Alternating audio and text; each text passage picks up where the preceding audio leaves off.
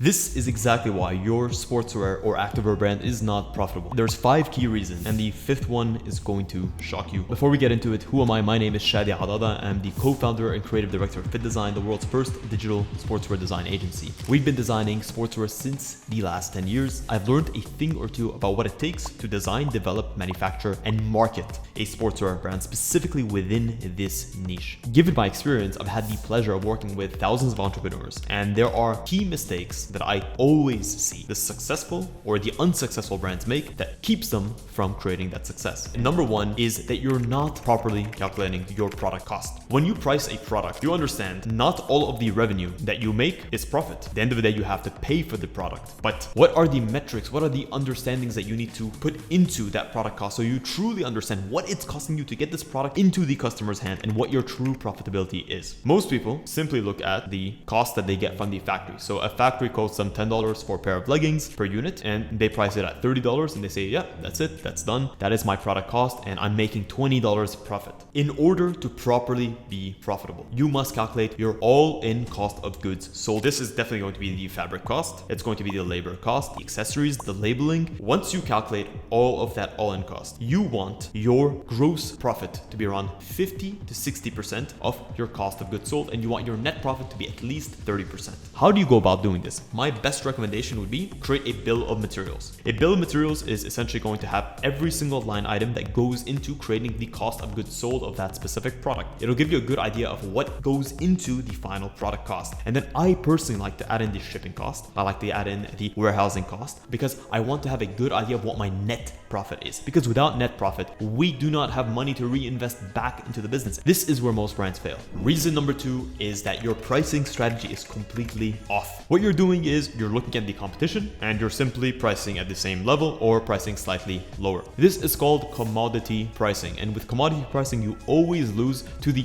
bigger and older fish that has more money to spend and can absorb losses more than you. You're never going to go in and compete against Gymshark by trying to price your shorts at the same price as Gymshark for a variety of different reasons. Number one, you simply do not have the economies of scale to create the product at a cost of goods low enough to be able to make that transaction profitable. If they're pricing a short at $45, to achieve the same level of quality, you're not going to get that short at a cost of goods sold at anything less than $20, $25. That's all in with your shipping, with your duties, with your taxes. At that point, you're left with no profit whatsoever. Understanding that your pricing is not a one-size-fits-all strategy, and maybe even within the same collection, you have different psychologies for how you price, that's where you're going to move yourself from commoditized pricing to psychological pricing. Reason number 3 is that you're severely underestimating what returns, refunds, and exchanges are doing to your business. When a customer purchases from you, they receive their product, they're unhappy with their product. They're going to submit a ticket that says either the size is wrong, or the product quality is off, or the product wasn't as described. This can literally and does literally cost brands billions in dollars every single year. Let's look at the different costs associated with returns. Well, number 1, you have to hire staff to be able to respond to those tickets. At the same time, if you need to return it, you're going to have to pay for that shipping price back because you're not going to charge the customer for that. And at the same time, the customer may not be completely satisfied. Yes, you've given them a refund, but they may have a sour taste in their mouth. So what is a typical exchange or return rate that you should be aiming for? If you ship 100 orders, at the very maximum, you should be having 5 returns. Number 4 is that your marketing efforts are completely targeting the wrong metrics. When your only metrics are engagement and follower count, this does not translate to money back in your pocket. Instead, what are the 3 key metrics that you should be focusing on? Your AOV is going to be, look at all of the orders that 100 customers have made, find the average mean of that. So let's just say you have 100 orders and the average order value is around $72, right? On average, you have customers that are purchasing 1.5 items. You have to understand that your AOV should always be going up, because it costs you the same amount of money to acquire a customer the first time. Once you market towards a customer and you get them to purchase the first time, then your best bet and your best interest is to get them to buy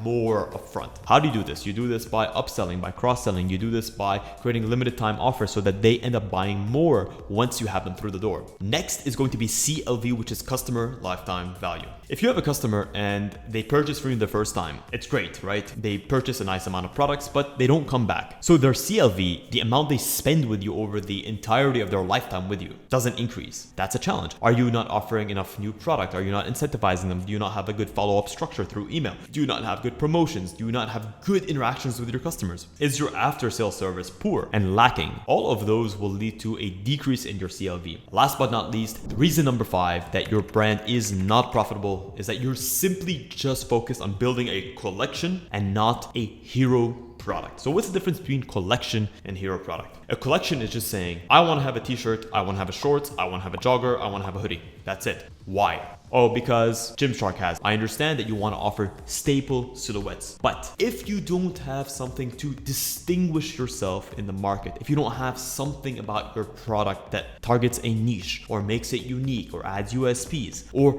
makes you stand out so that you don't have to dive deep into commoditized pricing, you're going to suffer because you can never compete with the big brands. Don't just create variety for the sake of variety. Each product should have intention. It should have something that your customers can only get with you. So if you're creating products, perhaps your hero product is the best gym short for hybrid athletes. Why? Well, because you've designed it with a liner and it's the perfect size and it's the perfect length and it has the right amount of pockets and the pockets have this mesh liner in them. And the waistband is a flat, low profile with a convertible waistband. And the fabric that you're using is stretchy, but it's not too loose, so it doesn't kind of look bothersome. And the mesh liner that you have on the inside is breathable, yet it's compact. All of those small things are adding up towards creating a hero product that is so difficult to find in another brand. This is where you become profitable. Well, guys, that is it. Have you guys struggled in the past to be profitable with your brand? What have you done to overcome it? And are you currently struggling?